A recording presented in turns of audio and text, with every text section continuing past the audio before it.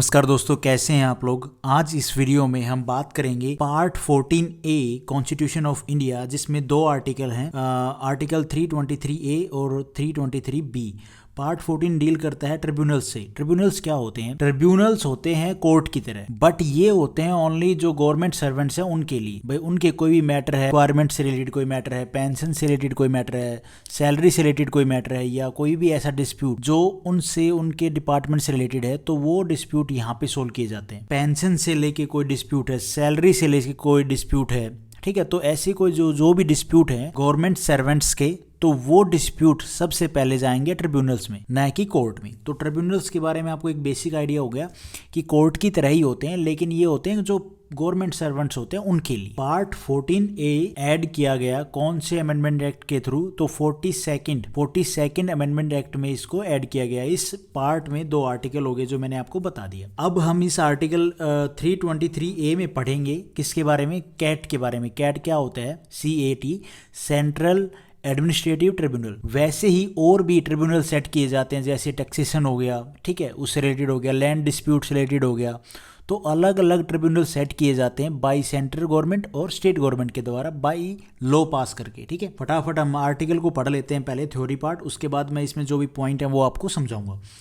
तो आर्टिकल 323 क्या है? Administrative tribunals. फर्स्ट, पार्लियामेंट में by law provide for the adjudication or trial by administrative tribunals of disputes and complaints with respect to recruitment and conditions of service of person appointed to public services and post in connection with the affair of the union or of any state or of any local or other authority within the territory of India or under the control of the government of India or of any corporation owned or controlled by the government। Simple सी बात ये है कि ये article empower करता है parliament को to provide for establishment of administrative tribunals for adjudication of dispute relating to condition of services of person appointed to public servant, ठीक है। सेंटर का हो चाहे वो स्टेट गवर्नमेंट का हो, या लोकल बॉडी हो, कोई पब्लिक कॉरपोरेशन हो,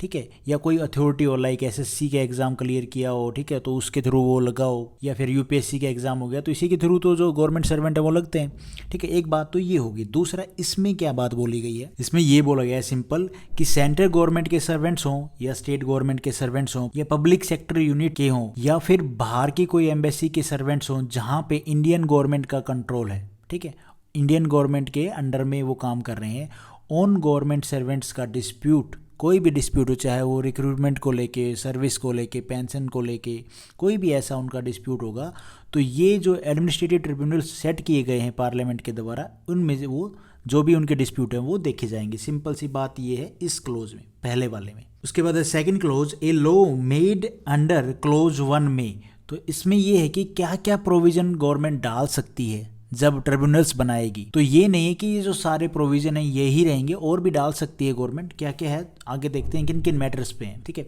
ए, provide for the establishment of an administrative tribunal for the union और a separate administrative tribunal for each state और फॉर 2 और मोर स्टेट्स। इसमें ये बोल रहा है कि भाई यूनियन गवर्नमेंट का एक ट्रिब्यूनल होता है जिसको हम बोलते हैं कैट, सेंट्रल एडमिनिस्ट्रेटिव ट्रिब्यूनल।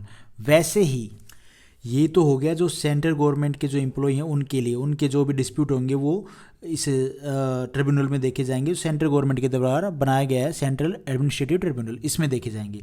उसके बाद हो गया सेपरेट स्टेट के लिए, वो हो जाएगा सेट, स्टेट एडमिनिस्ट्रेटिव ट्रिब्यूनल। और 2 या 2 से अधिक जो स्टेट के लिए एक ट्रिब्यूनल बनाया गया है, तो वो हो जाएगा हमारा जॉइंट एडमिनिस्ट्रेटिव ट्रिब्यूनल, जिसको हम बोलते हैं जेट।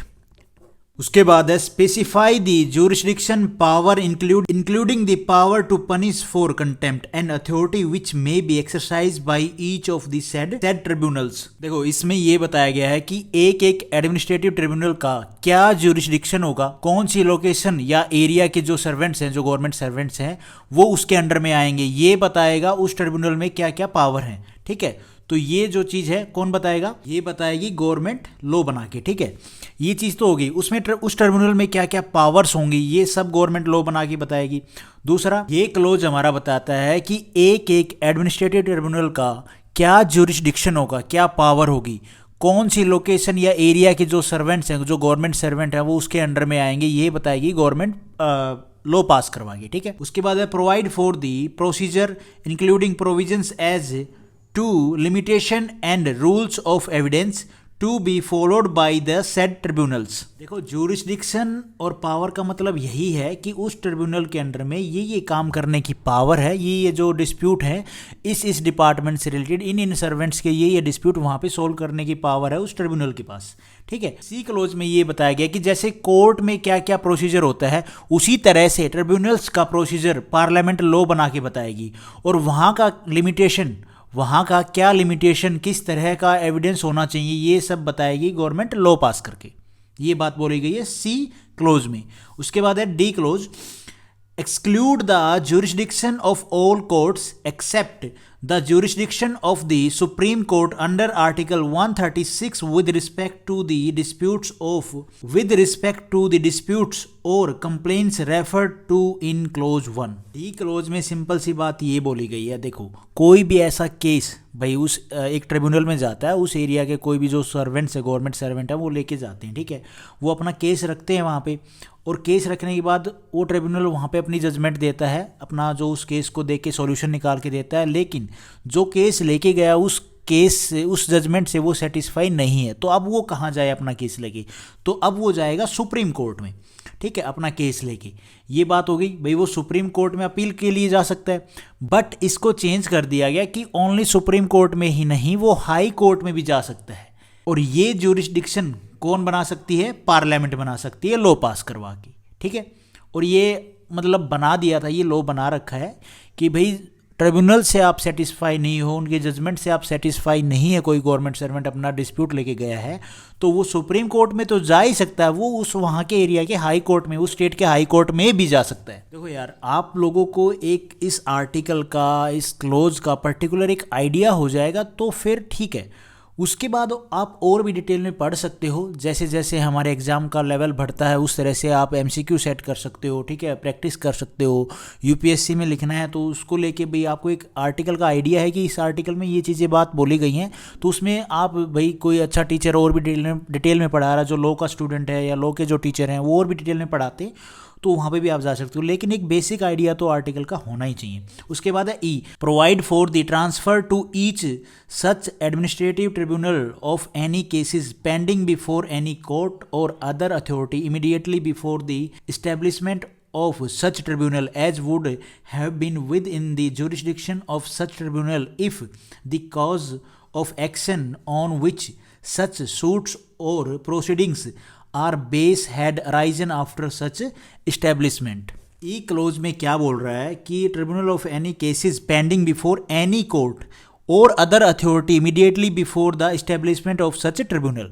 देखो सिंपल सी बात ये बोल रहा है कि ट्रिब्यूनल बनने से पहले जितने भी केसेस थे कोर्ट में, वो सब केसेस ट्रिब्यूनल बनने के बाद अपने अपने एरिया के, मान लो यहाँ पे एक ट्रिब्यूनल बना है तो इस एरिया में, इस ट्रिब्यूनल के अंडर में ये एरिया आता है, तो इस एरिया में जो भी गवर्नमेंट सर्वेंट्स काम कर रहे हैं, ठीक है, चाहे वो भाई डिस्ट्रिक्ट के अंडर में कह लो, इस डिस्ट्रिक्ट के अंडर में, डिस्ट्रिक्ट के अंडर में लगा लेते हैं ना, मान लो 2-3 डिस्ट्रिक्ट हैं, उसके अंडर में एक ट्रिब्यूनल बनाया गया है, तो उन डिस्ट्रिक्ट्स के अंदर में जो भी हमारे गवर्नमेंट सर्वेंट्स आ रहे हैं उस ट्रिब्यूनल के अंडर में आते हैं, तो वो सारे जो उनके जो भी केसेस हैं वो यहाँ पे ट्रांसफ़र हो जाएंगे कोर्ट से।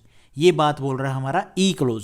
सिंपल सी बात ये है, जितने भी ट्रिब्यूनल्स हैं उनके बनने से पहले जो कोर्ट में केसेस पड़े थे, तो वो जो भी ट्रिब्यूनल्स हैं उनके एरिया के जो भी केसेस हैं वो आके उनके पास ट्रांसफ़र हो जाएंगे कोर्ट में जो पड़े हैं, जो भी केसेस पड़े हैं वो आके अपने अपने ट्रिब्यूनल वाले जो एरिया है उसमें ट्रिब्यूनल में वो आके ट्रांसफ़र हो जाएंगे। सिंपल सी बात तो ये बोल रहे हैं। उसके बाद है एफ, रिपील और amend any order made by the president under clause 3 of article 371 D. Simple सी बात है, इस लाइन को समझ के पढ़ने के बाद हमें यही समझ में आता है कि आर्टिकल 371 डी में, डी के क्लोज में जो भी लिखा है उसमें रिपील करना है, अमेंड करना है, कुछ चेंज करना है, तब भी इसी आर्टिकल के थ्रू हो जाएगा।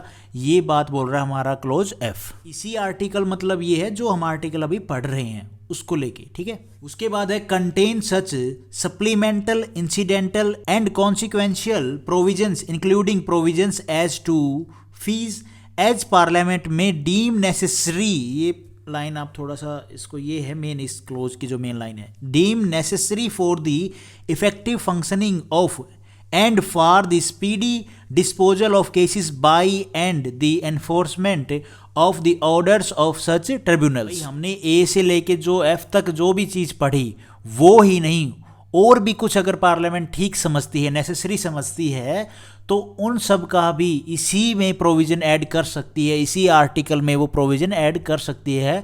पार्लियामेंट को अगर ठीक लगता है तो लॉ पास करवा के वो इसमें ऐड कर सकती है। ये बात बोल रहा है हमारा जी क्लोज।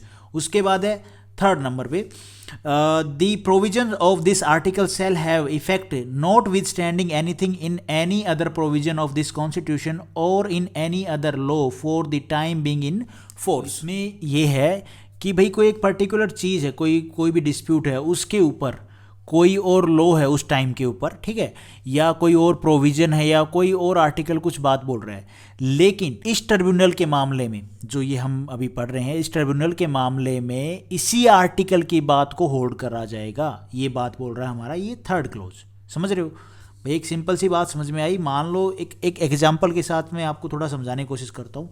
एक पर्टिकुलर मामला है, एक केस है, और उस मामले की जो बात है वो इसी एरिया में सुनी जाएगी, ठीक है, लेकिन यहाँ पे साइड में दो तीन चीज़ हैं।